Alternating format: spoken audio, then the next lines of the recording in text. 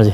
जी प्रधान जी, क्या नाम है आपका? राजेंद्र रातसरिया। क्या कुछ कहना चाहेंगे गौशाला को सर्वश्रेष्ठ गौशाला का अवार्ड? गौशाला का हमारे आत्मनिर्भर गौशाला बनाया है, इसलिए हमारे को उनमें 5 गौशालाओं में गौशाला सिरसा चुनी गई है। हमारे पास खाने का और का सब प्रकार से गौओं को सेवा करने का दाना मिलता है, इसलिए सर इसको आत्मनिर्भर गौशाला में चुनी गई है। कब चुनी गई थी जी? कहाँ सम्मानित हुआ है जी? ये इस पिछले इतवार को 7 तारीख को पंचकुला में धनुष एडिटोरियम के अंदर सम्मानित किया गया। सीएम साहब ने सम्मानित किया था? सीएम साहब भी थे, गौसभा के अध्यक्ष भी थे, श्याम सिंह राणा कृषि मंत्री भी थे। पूरा क्या कहा उन्होंने जब आपको सम्मानित किया था जी? उन्होंने कहा कि इनके दूध है 1850 किलो दूध है रोज़ का, तो बाकी गौशालों को भी इनकी जो है प्रेरणा लेकर के काम करना चाहिए। गौ सेवा आयोग के चेयरमैन श्रवण कुमार जी गर्ग है, उन्होंने 3 बार यहाँ विजिट की थी और विजिट करके उन्होंने पूरे हरियाणा की विजिट की थी। उनमें से उन्होंने 5 गौशालाओं को सर्वश्रेष्ठ गौशाला चुना। उनका सफाई का प्रबंधन, दूध का उत्पादन, गौ सेवा चारण, दाना, हरा चारा, सफाई व्यवस्था, कर्मचारियों से उन्होंने बात करी।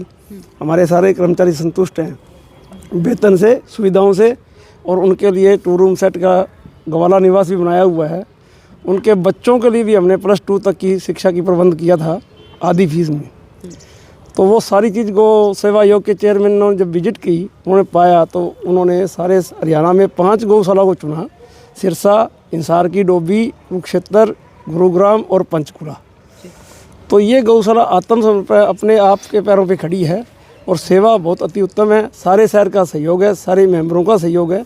शहरवासी रोज़ प्रतिदिन यहाँ आते हैं, करीब 500 के करीब लोग आते हैं जो गौओं को हरा चारा खिलाते हैं, गौग्रास देते हैं। इन सब सुविधाओं को देखते हुए सीएम साहब ने ये कहा कि ऐसी गौशालाएँ सारी गौशालाएँ बने। तो हमें उन्होंने बहुत बड़ा आशीर्वाद दिया है, बहुत बड़ा सहयोग का वादा किया है भी आपको कोई भी चीज़ जरूरत हो तो मैं रात को भी तैयार हूँ। तो कितने गोवंश हैं सर जो इस गौशाला में रखे गए हैं? 2800 के करीब है। 2800। दुधारू कितने हैं सर इसमें से? 360 है। तो ये गौशाला कितने एकड़ में है जी? 40 एकड़ में है जी। तो सुविधाओं की बात करें तो अलग किस तरह से ये गौशाला बाकी गौशालाओं को अलग है? यहाँ सारे गोवंश के लिए अलग अलग बाड़े बने हुए हैं और अलग नोरे बने हुए हैं। हर 8 घंटे बाद हम उनको नोरे में छोड़ देते हैं। सुबह शाम 2 टाइम सफाई, सेट की व्यवस्था, गर्मी सर्दी बरसात की व्यवस्था, हर तरह की व्यवस्था यहाँ की हुई है। तो सर आत्मनिर्भर ये गौशाला बनी है, क्या दिक्कत पहले रही हैं और किन किन दिक्कतों से आप सुलझते हुए आज सर्वश्रेष्ठ गौशाला तक पहुँचे हैं? पहले केवल ये दान पे चलती थी जी। फिर हमने लोगों को प्रेरित किया, लोगों को जोड़ा, इसमें 3 दुकानें बनाई, हरा चारा रखा, वहाँ पे चोकर रखा, चूरी रखी, और लोगों को घूमने के लिए शहर के लिए जगह बनाई हमने यहाँ। यहाँ करीब 200-250 आदमी और महिलाएं आती है घूमने के लिए। उनको प्रेरित किया गौ सेवा के लिए, गौग्रास के लिए। तो अब उनको आदत होगी, वो रोज़ की करीब 400-500 लोग और महिला आती है, सैर भी करती है और गौग्रास भी डालती है। अब क्या क्या प्रबंधन खास यहाँ रहते हैं? जैसे गोबर गैस प्लांट की बात करें या फिर पानी की बात करें, क्या क्या प्रबंधन यहाँ से रहते हैं? यहाँ देखो, सबसे पहले तो सफाई की व्यवस्था होती है, उसके बाद नीराचारी की व्यवस्था होती है, हरा चारा, दाना, दलिया, गोबर गैस प्लांट पे दलिया बनाते हैं। सारे कर्मचारियों का हम PF काटते हैं, ESI देते हैं, लेबर जॉब में भी उनको रजिस्टर कराया हुआ है। सभी के बच्चों को +2 तक शिक्षा ग्रहण कराई है। और इस गौशाला में एक बाबा सरसाईनाथ बुक्स बैंक के नाम से बुक बैंक चला रही है, और जो कि करीब 3 साल में 1600 बच्चों को तो बुक्स दी है निःशुल्क, और 1000 बच्चों को हमने स्टेशनरी बांटी है गाँव में जा के स्कूलों में। कितने कर्मचारी है सर इस? 95 कर्मचारी हैं। तो लेखा जोखा सर बात करें अभी, लेखा जोखा गौशाला किस तरह से मैनेज करते हैं? हमारे 2 तो अकाउंटेंट हैं, एक हमारे जो कैशियर साहब हैं और एक हमारे जॉइंट सेक्रेटरी हैं अतुल जी, ये CA हैं हमारे।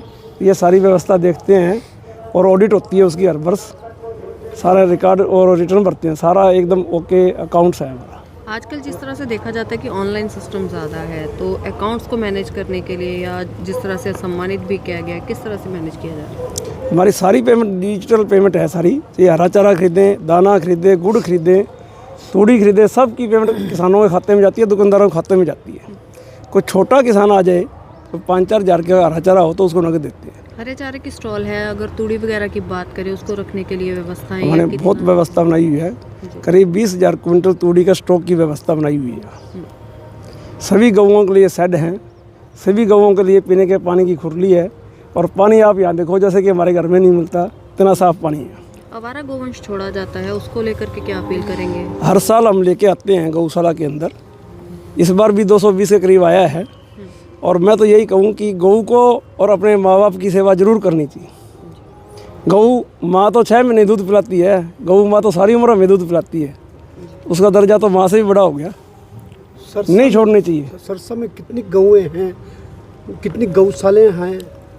156 गौशाला है, जिसमें करीब 60,000 के करीब गोवंश है, आश्रित है उसके अंदर। अभी भी सड़कों के ऊपर हमारे 1500 से लेके 2,000 गोवंश है, जिनको सारी गौशालाएँ ले रही है धीरे धीरे। तो सरकार की तरफ से कितना सहयोग होता है? बहुत सहयोग हो रहा है सरकार का, बहुत सहयोग हो रहा है, बड़ा सहयोग हो रहा है, बहुत सहयोग हो रहा है। 10 रुपये बछड़े का, 20 रुपये गऊ का, 40 रुपये नंदी का रोज का शुरू कर दिया गोवंश के लिए।